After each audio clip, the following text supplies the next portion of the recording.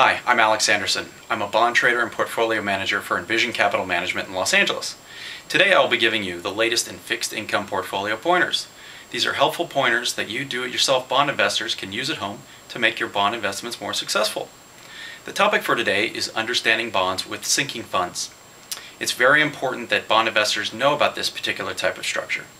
This is because investors that don't do their homework can unknowingly lose money with them. Sinking funds are difficult to explain and can be confusing, so please rewind and re-listen to this broadcast if you have any questions regarding these concepts. Let me explain what a sinking bond fund is. A sinking bond fund has a distinct feature in which issuers can retire bonds or return investor principal at periodic times during the bond's life. One might ask, how is this any different than a callable bond? Well, issuers of sinking bond funds have the ability to retire a portion of the outstanding issue at various times. With callable bonds, issuers can retire the entire amount, not just a portion. For example, if you own $100,000 of a bond that has a sink feature, the issuer could retire $25,000 of your bonds at par value and leave you with 75 bonds still outstanding. The majority of the time, the sinking fund schedule states the amount of the bonds that will be taken. But often, the amount is done through a lottery system and your bonds may or may not be sunk, unless the wording says mandatory sinking fund.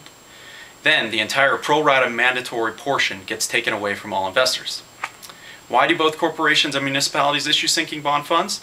The reason is it's a good way of retiring debt gradually and increasing issuer flexibility. Increased flexibility helps improve the credit profile of a particular issuer. Also, sinking funds can save money for issuers when interest rates fall because it enables them to reduce their current debt outstanding and reissue bonds at a lower rate. The major landmine that investors need to avoid when buying bonds with sinkers is failing to understand the yield properly. I'm referring to the yield to first sink and the shortest average life. Most investors look at only the yield to maturity, but savvier bond investors look at the yield to worst call. With sinkers, investors should know that when the return in this scenario, that some bonds are redeemed at the sink date early. In some cases, the yield to the first sink date can be negative even though the yield to maturity is positive. Frighteningly, many broker-dealers will sell you these bonds and not disclose the potential for this negative return.